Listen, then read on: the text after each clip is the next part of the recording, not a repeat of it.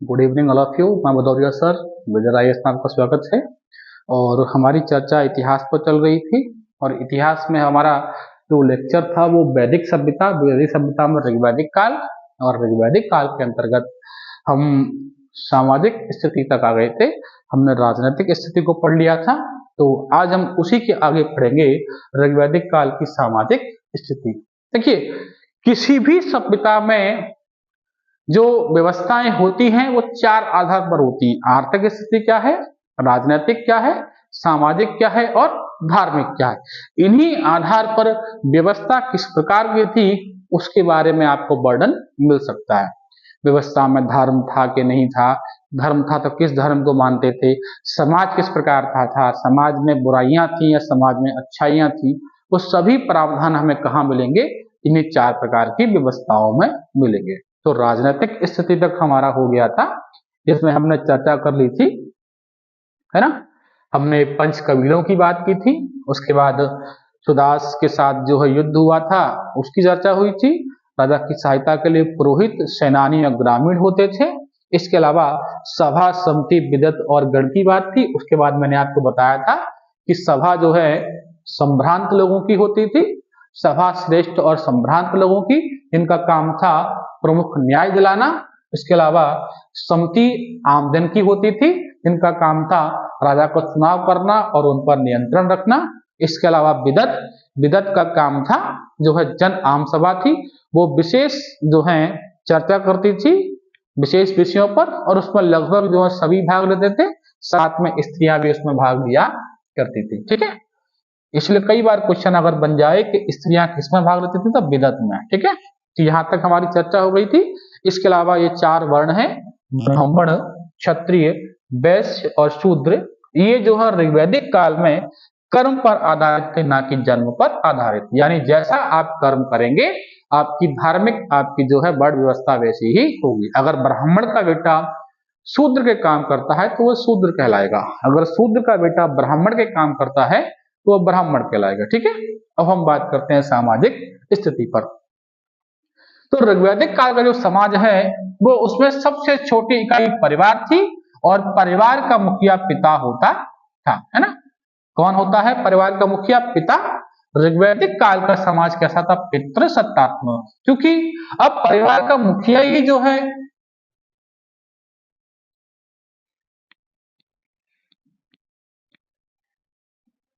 ठीक है, अब चूंकि सबसे छोटी इकाई परिवार है, परिवार का मुखिया पिता है, तो फिर समाज तो पितृसत्तात्मक हो ही जाएगा, नॉर्मल सी बात है। अगर घर का मुखिया पिता है तो समाज भी कैसा होगा? पितृसत्तात्मक होगा। इसके अलावा ऋग्वैदिक काल में वर्ण व्यवस्था कर्म पर आधारित थी, न कि जन्म पर आधारित, जैसा मैंने अभी आपको बताया था। ठीक है, इसके बाद ऋग्वैदिक काल में अगर स्त्रियों की स्थिति देखें तो सम्मानजनक थी। यहाँ पर पर्दा प्रथा का तरह प्रचलन नहीं था, थी लेकिन बहुत कम था। इसके अलावा स्त्रियों को शिक्षा प्राप्त करने का अधिकार था, उपनयन संस्कार भी उनका होता था, और साथ ही उन्हें वेद पढ़ने का भी अधिकार था। इसीलिए ऋग्वैदिक काल में आपको सबसे अधिक विदेशी महिलाएं मिलेंगी। इसमें अपाला, घोष, लोप, मुद्रा आदि विदेशी महिलाएं आपको देखने को मिलेंगी। कौन कौन सी हैं? अपाला, घोष, लोप और मुद्रा। क्योंकि ऋग्वैदिक काल में स्त्रियों की स्थिति सबसे अच्छी है, ना बाल विवाह है, ना जो है ना बाल विवाह है, ना सती प्रथा है, लेकिन विधवा विवाह का प्रचलन था। यानी कि समझिए समाज कितना अच्छा है। यहां पर विधवा के विवाह की बात हो रही है। वर्तमान समय में भी कहीं ना कहीं ऐसी पुरानी परंपराएं हैं जहां पर विधवा विवाह का प्रचलन नहीं है। 9 साल की उम्र में, 12 साल की उम्र में शादियां बच्चों की हो जाती हैं, 15 साल 20 साल की उम्र में विधवा हो गई, अब वो पूरा जीवन जो है विधवा का जीवन व्यतीत कर रही है। समाज लालछन लगा रहा है, समाज बहुत सारे आरोप लगा रहा है, लेकिन तब भी उन्हें जहर के घूंट पीने पड़ रहे हैं और समाज में जीना पड़ रहा है। एक कहावत है कि उंगली डालकर जो है प्राण नहीं निकलते, ये हमारी माता जी की कहावत है ना। तो ये चीज है कि इस काल में आप देखिए किस प्रकार की जो है सबसे अच्छी व्यवस्थाएं हैं। स्त्रियों की स्थिति सबसे अच्छी है, पर्दा प्रथा नहीं है, बहु विवाह का प्रचलन थोड़ा बहुत देखने को मिलता है लेकिन बहुत ज्यादा देखने को नहीं मिल रहा है ही नहीं। विधवा विवाह देखने को मिल रहा है, बाल विवाह नहीं है, सती प्रथा नहीं है, दहेज प्रथा जो है नहीं है, केवल उपहार के तौर पर दिया जा रहा है। स्त्रियों को वेद पढ़ने का अधिकार है, स्त्रियों को संपत्ति का अधिकार है, स्त्रियां स्वयंवर कर सकती हैं, उनका उपनयन संस्कार हो रहा है, उनको शिक्षा का अधिकार है ना। सारे अधिकार आपको ऋग्वैदिक काल में देखने को मिलेंगे।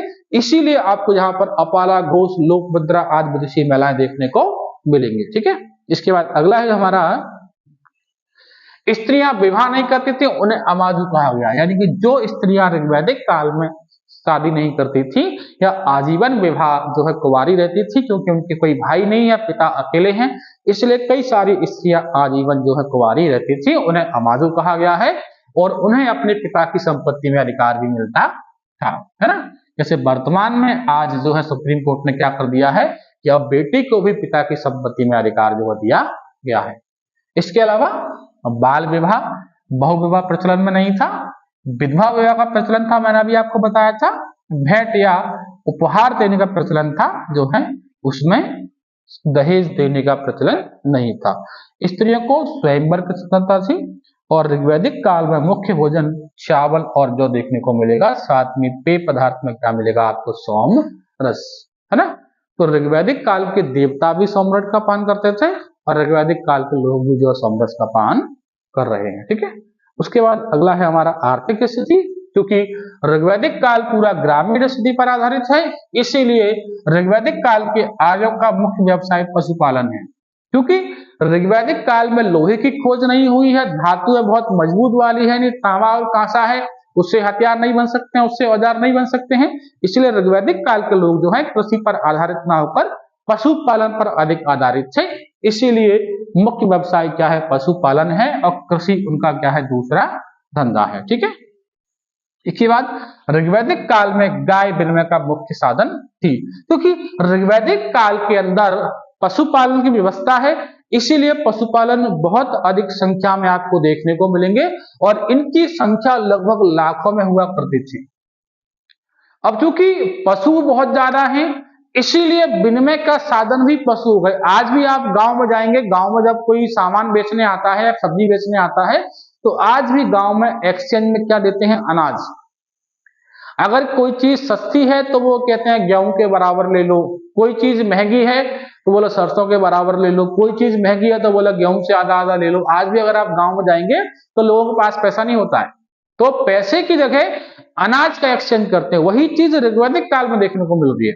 ऋग्वैदिक काल में वहां पर गाय का विनिमय हो रहा है। जैसे आज हम कैश देते हैं और कैश के बदले सामान लेते हैं, ऋग्वैदिक काल में विनिमय में क्या दे रहे हैं, गाय का विनिमय हो रहा है, गाय का एक्सचेंज हो रहा है। गाय को पवित्र माना गया है और साथ ही से अघन्ना कहा गया है। अघन्य का मतलब होता है जिसे मारने योग्य ना हो। आज भी हम देखते हैं हिंदू धर्म के अंदर गाय मारना महापाप होता है। गाय की हम पूजा करते हैं। हमारे ग्रामीण क्षेत्रों में तो ये प्रथा है कि अगर गाय गलती से मर भी जाए तो उसके लिए प्रायश्चित के लिए आपको गांव गांव जो दर दर जो है भीख मांगनी पड़ती थी एक जो है, और उसके बाद गंगा में जाकर नहाना पड़ता था, दान पुण्य करना पड़ता था, घर आके भंडारे वगैरह करने पड़ते थे उस पाप से निपटने के लिए, उस पाप से जो है दूर होने के लिए। इसीलिए गाय को अघन्य कहा गया है, इसीलिए हमारे यहाँ गाय को जो है मारा नहीं जाता है। ठीक है, इसके अलावा ऋग्वैदिक काल में राजा भूमि का स्वामी नहीं था, प्रजा ही भूमि की स्वामी थी। क्योंकि ऋग्वैदिक काल में राजा जो है जनतांत्रिक है, जनता के बीच से चुना जा रहा है, इसीलिए राजा को भूमि स्वामी नहीं बनाया गया यहाँ पर। ठीक है, तो राजा भूमि का स्वामी नहीं है। ऋग्वैदिक काल में लोहे का ज्ञान नहीं था, केवल तांबा और कांसे का ज्ञान था, इसीलिए हथियार नहीं बन पाए, इसीलिए कृषि पर बहुत ज्यादा फोकस जो है वो नहीं हो पाया था। क्योंकि लोहे का ज्ञान नहीं है तो हथियार औजार नहीं बन पाए, इसीलिए हम कृषि की ओर ज्यादा अग्रसर जो है वो नहीं हो पाए थे। ठीक है, इसके बाद अगला है हमारा, सोने के सिक्के को निष्क कहा गया है। यानी ऋग्वैदिक काल में जो सोने के सिक्के थे उसको निष्क और चांदी के सिक्के को शतमान कहा गया। ये थोड़ा सा गलत हो गया है, शतमान कहा गया है ना, क्या कहा गया है, शतमान कहा गया है। ठीक है, तो सोने के सिक्के को निष्क और चांदी के सिक्के को शतमान कहा गया है और ऋग्वैदिक काल के व्यापारियों को पढ़नी कहा गया है। ये क्वेश्चन जो है एमपीपीएससी में एक बार आ चुका है कि ऋग्वैदिक काल के व्यापारियों को क्या कहा गया है, तो पढ़ी कहा गया। क्या कहा गया है, पढ़ी कहा गया है। ठीक है, इसके बाद हम बात करेंगे ऋग्वैदिक काल की धार्मिक स्थिति।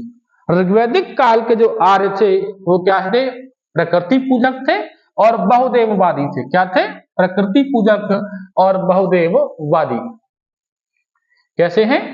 प्रकृति पूजक हैं और बहुदेववादी है, यानी कि बहुत सारे देवताओं की पूजा करते हैं और साथ ही प्रकृति की पूजा वो जो है करते हैं। प्रकृति पूजक और बहुदेववादी। इसके अलावा ये प्रकृति के बहुत निकट थे, क्योंकि अब पशुपालन है, ग्रामीण व्यवस्था के लोग हैं, टेक्नोलॉजी बहुत ज्यादा है नहीं, विकसित बहुत ज्यादा है नहीं, प्रकृति से जुड़े हुए हैं, इसीलिए प्रकृति पर ही आश्रित हैं।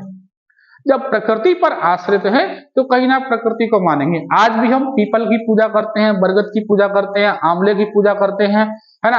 हरियाली अमावस आती है तो हम खेतों में जाके पूजा करते हैं। तो कहीं ना कहीं आज भी हम जब खेत में हल चलाते हैं तो सबसे पहले जो है जब खेत को पूजते हैं उसके बाद हल चलाते हैं, है ना।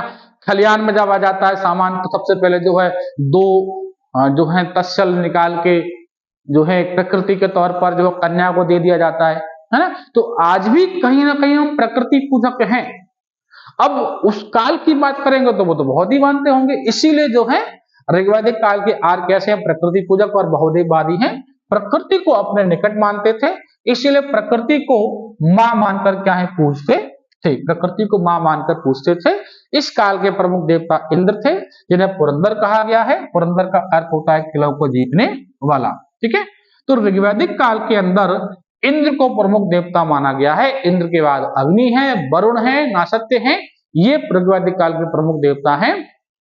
अग्नि को मनुष्य और देवताओं के मध्य मध्यस्थता करने वाले देवता कहा गया है, क्योंकि हम आहुति के द्वारा ही अपनी बातों को अग्नि के द्वारा भगवान तक पहुंचाते थे, ठीक है। ऋग्वैदिक काल में आपको ब्रह्मा विष्णु महेश का जो है नाम नहीं मिलेगा। यहाँ पर आपको इंद्र, वरुण, नासत्य, अग्नि और जो सावित्री का वर्णन देखने को मिलेगा। उसमें भी सबसे अधिक नाम किसका आता है? तो इंद्र का आता है। इंद्र को पुरंदर भी कहा गया है और लगभग 250 वर्षा के देवता भी हैं और लगभग जो है 250 बार वर्णन जो है इंद्र का ऋग्वेद में देखने को मिलता है, ठीक है। उसके बाद दूसरे प्रमुख देवता हैं हमारे अग्नि, जिनका कार्य क्या था? मनुष्य और देवताओं के मध्य मध्यस्थता करने का, है ना।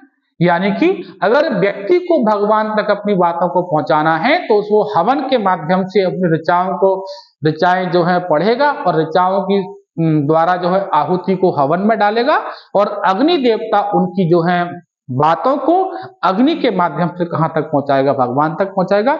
इसीलिए अग्निदेव को भगवान और जो है मनुष्य के बीच में क्या कहा गया है? मीडिएटर कहा गया, ठीक है। इसके बाद तीसरे प्रमुख देवता वरुण हैं, ये ऋतु के संरक्षक थे और इसके अलावा सूर्य की पूजा 5 रूप से की गई। इसमें सूर्य, सावित्री, मित्र, पूषण और विष्णु, यानी सूर्य की पूजा भी देखने को मिलती है, लेकिन 5 जो है नामों के तौर पर जो है सूर्य को पूजा किया है। तो ये था हमारा ऋग्वैदिक काल, ठीक है। इसके बाद अगला जो हमारा टॉपिक होगा वो उत्तर वैदिक काल। अगर आपको हमारा वीडियो अच्छा लगा हो और अगर आपको कहीं डाउट हुआ करे तो आप उसको कमेंट सेक्शन में हमें कमेंट कर सकते हैं, हम उसका सॉल्यूशन जरूर आपको बताएंगे। अगर आपको हमारा वीडियो अच्छा लगे तो हमारे चैनल मेजर IAS को सब्सक्राइब करें, लाइक करें और बेल आइकन दबाएं। Thank you.